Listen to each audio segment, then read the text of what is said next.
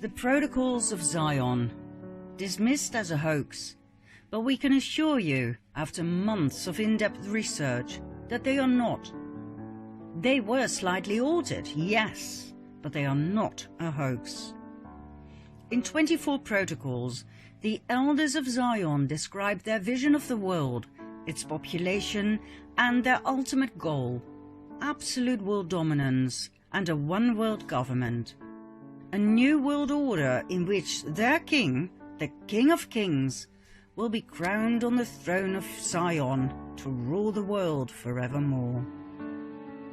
Some people believe the protocols were copied from a 19th century book, The Dialogue in Hell between Machiavelli and Montesquieu by Maurice Joly, in which Napoleon was altered to Jew and France was altered to the world. Others believe the Protocols of Zion were copied from Machiavelli, Montesquieu and Rousseau, written by Jacob Venedey. Then there was the theory of our friend Baruel. Remember him? He believed that the original culprits were not the Jews, nor Napoleon, but the Masons. Baruel wrote a series of 4 books about the French Revolution, in which he presented evidence of the involvement of secret societies. So that's yet another theory. And then there was a court case, in which the judge ruled the Protocols of Zion a forgery. Like we said, we studied the Protocols of Zion for months. We compared them with the original French version of Dialogue in Hell between Machiavelli and Montesquieu by Joly, and yes, we did indeed find a lot of similarities. Some parts were even identical. Does that mean the protocols were copied? Stolen, if you like, from Joly's work? No, not necessarily. It only means they are connected. It only means the protocols were not new when they were published in Russia in 1905.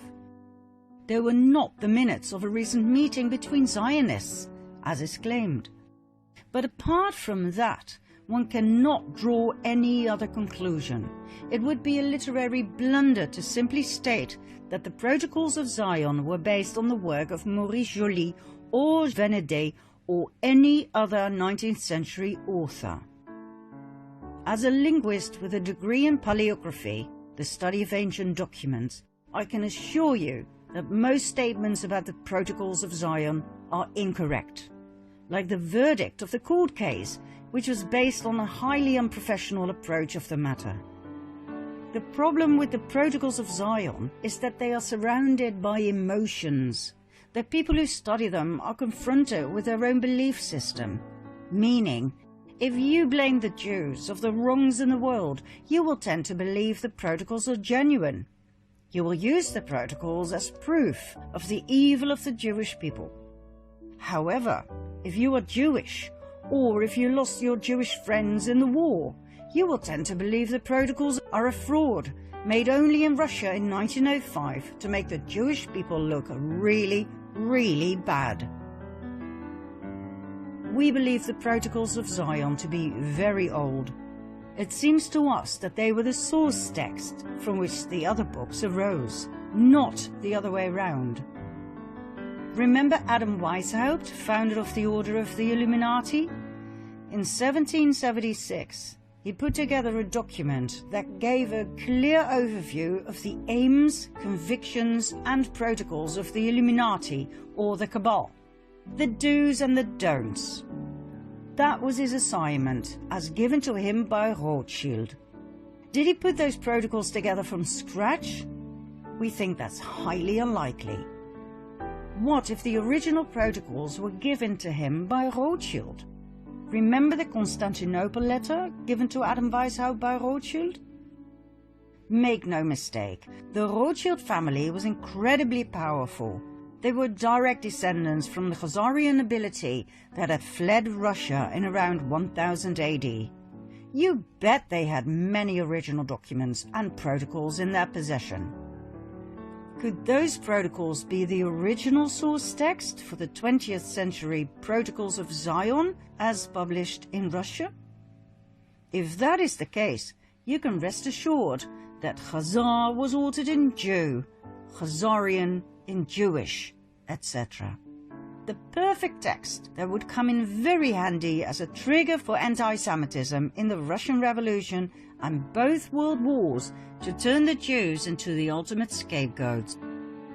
The more we studied this subject, the more we came to realize how the Jews have been used by the Khazars throughout the ages to receive the blame of everything. Everything that went wrong, everything the high-ranked Khazars did to suppress the people, everything was blamed on the Jews. After all, for the outside world, the Khazars were Jews, remember? Ashkenazi, Nazi. Do you still believe that's a coincidence?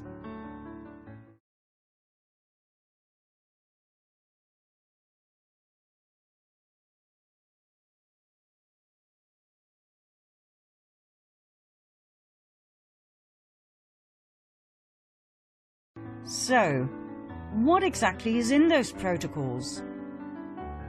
Precisely what we see in our modern-day world. The protocols are a description of all the possible ways the cabal used to control, manipulate, brainwash and dominate the Goyim, the ordinary people, the non-Khazars. Here they come, and you better hold on to your seat. Mind you, we narrowed it down for you, as there are not only 24 protocols, but also 293 paragraphs. We filtered them all down to the most essential ones, and in some cases, slightly altered the syntax of the sentences, so that the old use of words became more understandable. Each paragraph number will be shown on screen, in case you wish to do your own research, which we highly recommend. We advise you to listen carefully. This might be boring to some, but it's crucial information. If you skip this part, you will not understand part 15, for instance. And we can assure you, if you don't have the shivers from top to toe by the end of this part, you didn't fully get it. And we advise you to watch again. Here we go. First of all, their disdain, their contempt is shocking. The mob is savage and displays its savagery at every opportunity.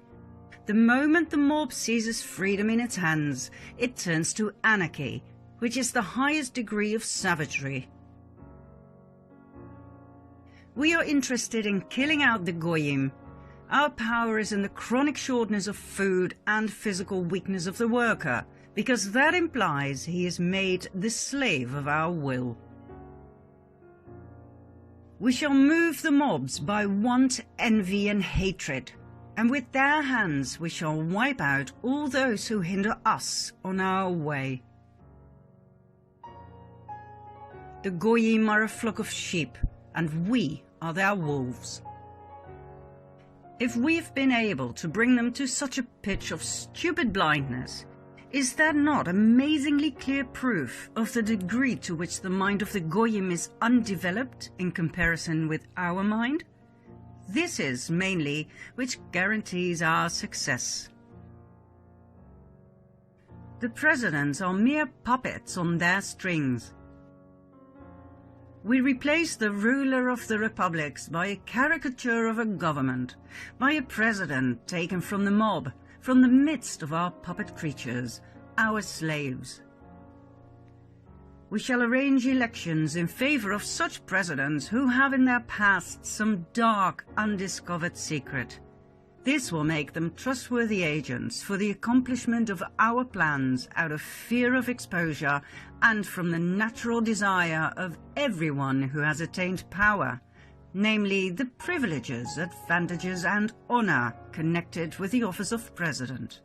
We shall take the right to propose new laws or make changes in existing laws, as the president is only a puppet in our hands. Liberals and Masons are relentlessly used. The part played by the liberals, utopian dreamers, will be finally played out when our government is acknowledged. Till such time they will continue to do us good service. Therefore, we shall continue to direct their minds to all sorts of vain conceptions of fantastic theories, new and progressive.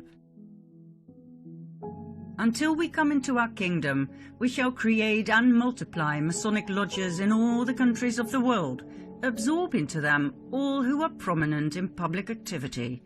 For these lodges are our principal intelligence office and means of influence.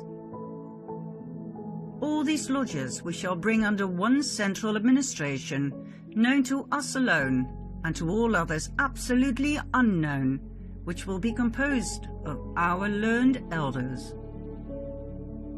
The most secret political plots will be known to us and fall under our guiding hands on the very day of their conception. Among the members of these lodges will be almost all the agents of international and national police, since their service is irreplaceable to us, as they have their own measures with the insubordinate. The class of people who willingly enter into secret societies are those who live by their reason, careerists, mostly light-minded people, with whom we shall have no difficulty in dealing and in using. But if there should arise in its midst a plot, then at the head of that plot will be no other than one of our most trusted servants. The goyim enter the lodges out of curiosity or in the hope to get a nibble at the public pie, and some of them in order to obtain a hearing before the public for their impracticable and groundless fantasies. They thirst for success and applause, of which we are remarkably generous. You cannot imagine to what extent the wisest of the goyim can be brought to a state of unconscious naivete in their arrogance, and how easy it is to take the heart out of them by the slightest ill success, though it be nothing more than the stoppage of the applause they had, and to reduce them to a slavish submission for the sake of winning a renewal of success. These tigers in appearance have the souls of sheep, and the wind blows freely through their heads. We execute Masons in ways that none but the Brotherhood can ever have a suspicion of, not even the victims themselves of our death sentence. They all die when required, as if from a normal kind of illness. Knowing this, even the Brotherhood dare not protest. By such methods, we have plucked out of the midst of Masonry the very root of protest against us.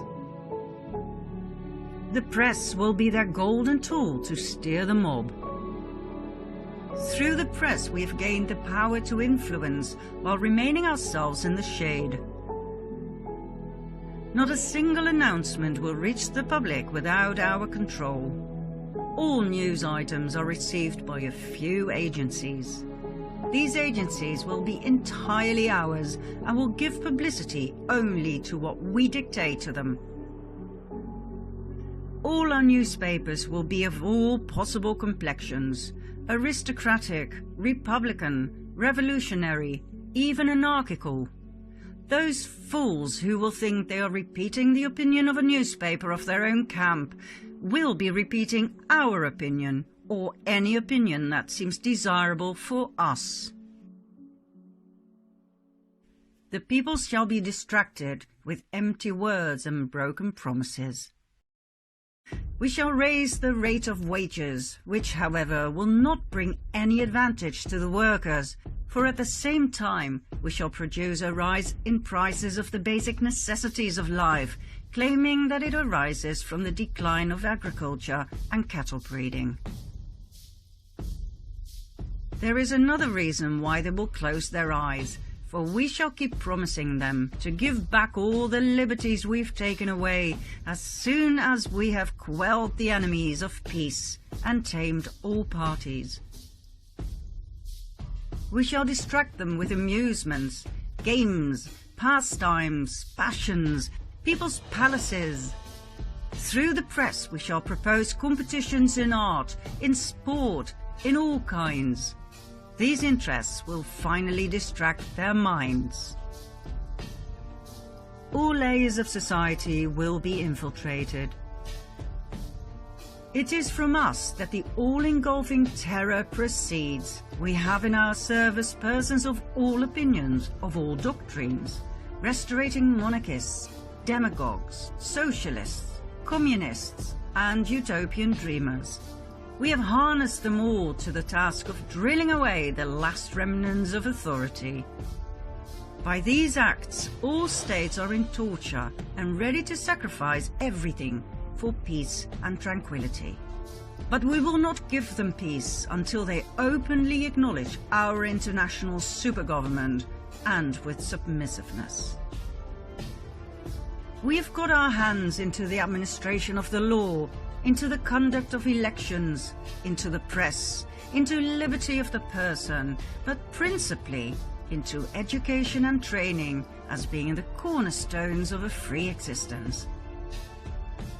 The administrators whom we shall choose from among the public, with strict regard to their capacity for obedience, will not be persons trained in the arts of government, and will therefore easily become pawns in our game, in the hands of men of learning and genius, who will be their advisers, specialists bred and reared from early childhood to rule the affairs of the whole world.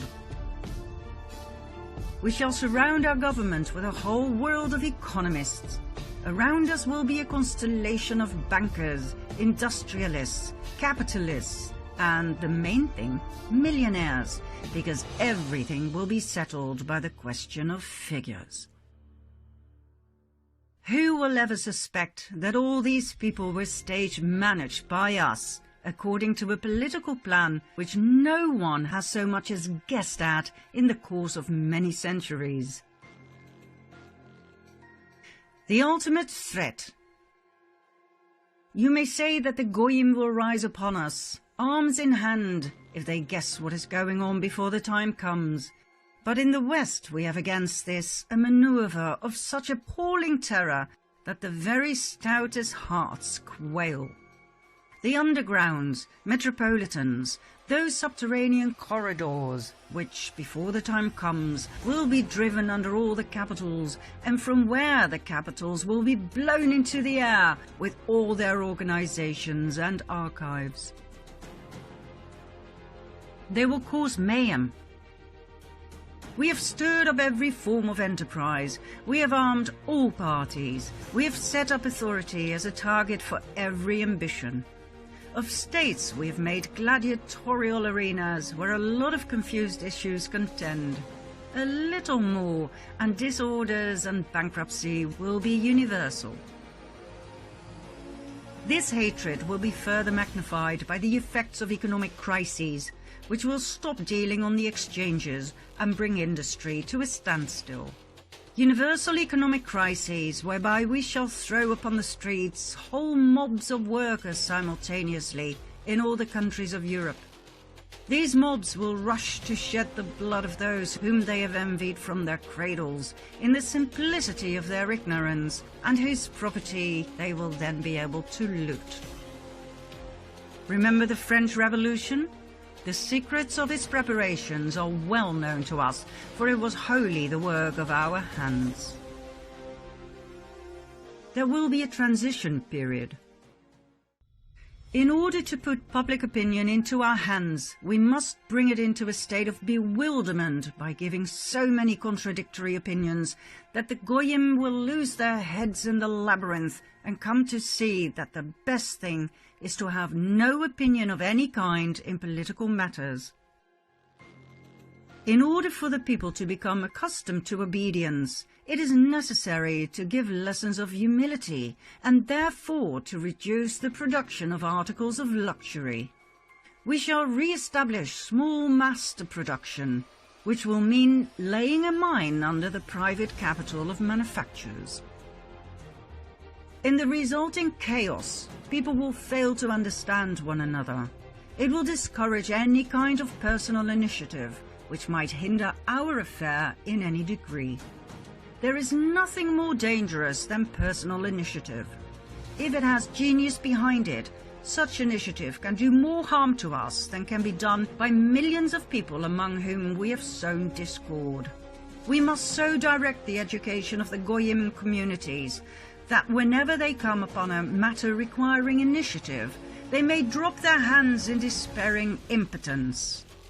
We shall so wear down the Goyim that they will offer us international power that will enable us without any violence gradually to absorb all the state forces of the world and to form a super government. In place of the rulers of today, we shall set up a super government administration. Its hands will reach out in all directions, and its organization will be of such colossal dimensions that it cannot fail to subdue all the nations of the world. The moment of the recognition of our despot will come when the peoples, utterly wearied by the incompetence of their rulers, a matter which we shall arrange for, will cry out, "Away with them, and give us one king over all the earth who will unite us and annihilate the causes of disorders, who will give us peace and quiet, which we cannot find under our rulers and representatives."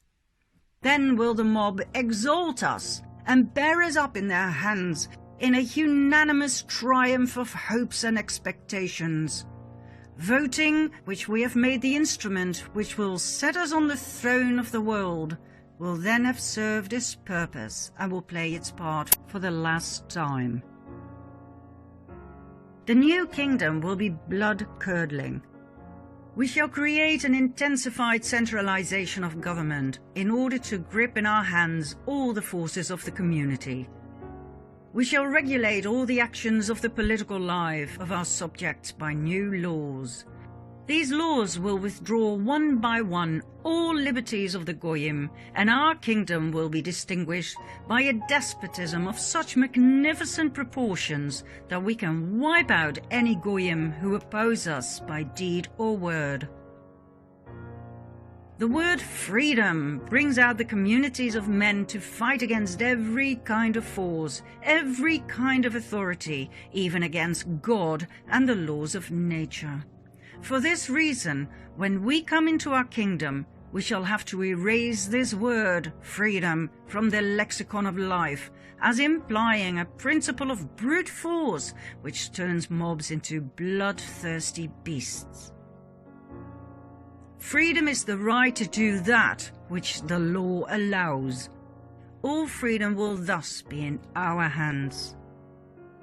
In our programs, 1/3 of our subjects will keep the rest under observation from a sense of duty, on the principle of volunteer service to the state. It will then be no disgrace to be a spy and an informer, but a merit. When we at last definitely come into our kingdom by the aid of coup d'etat, prepared everywhere for one and the same day, we shall make it our task to see that plots against us shall no longer exist.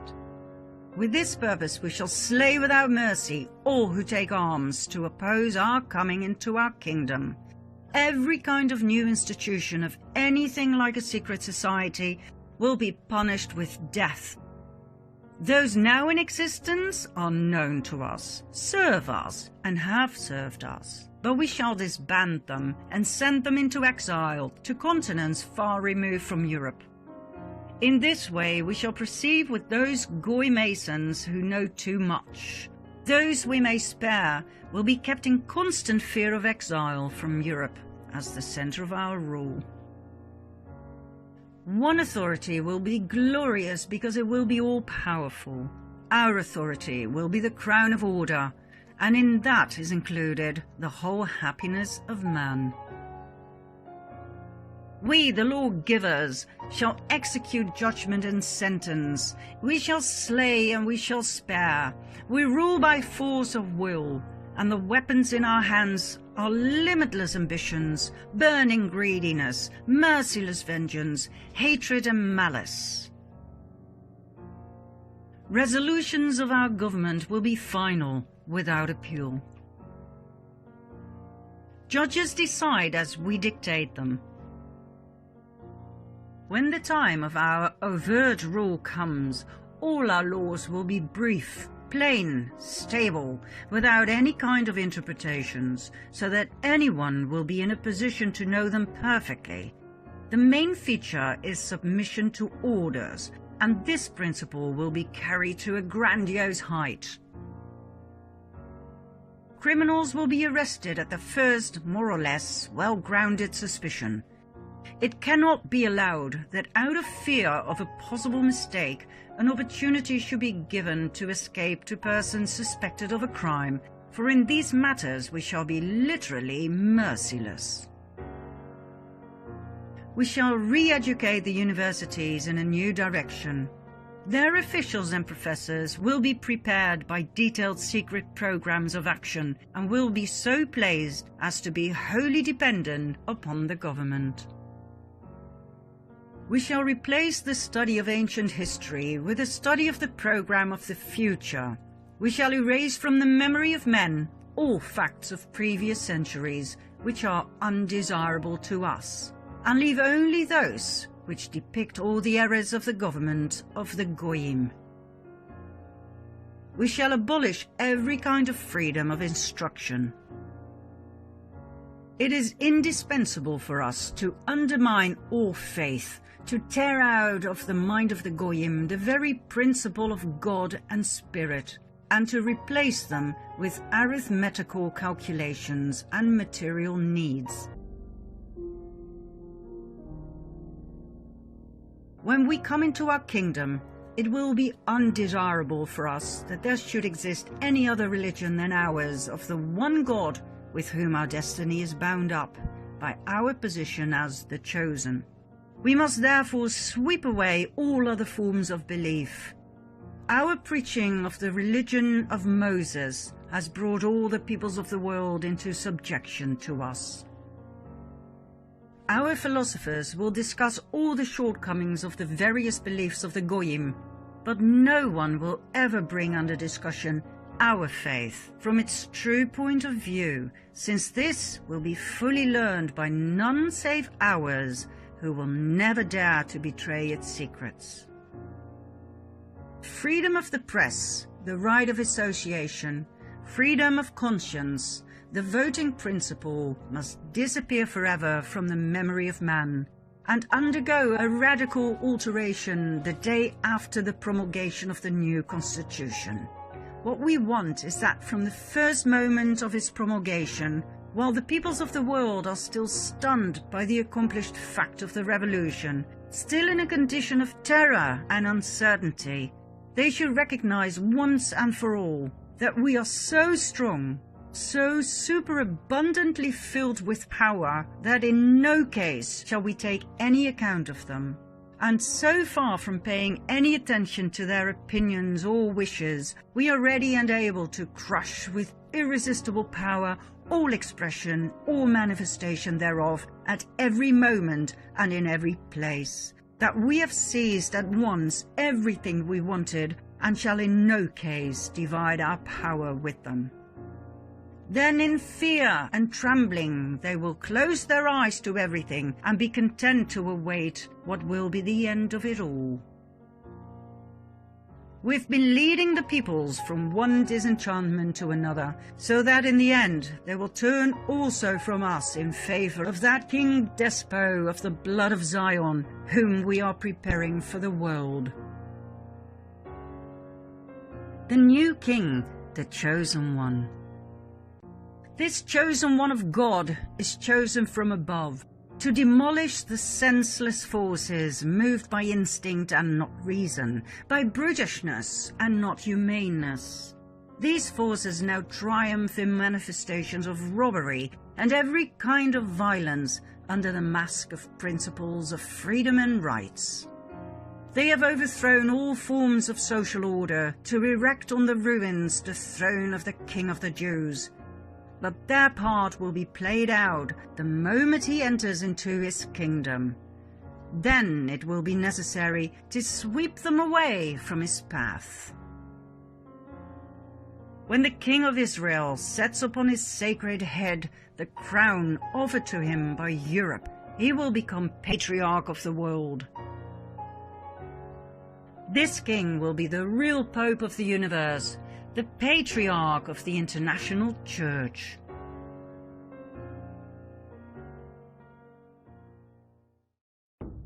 The protocols of Zion portray the world as it is today. Well, almost.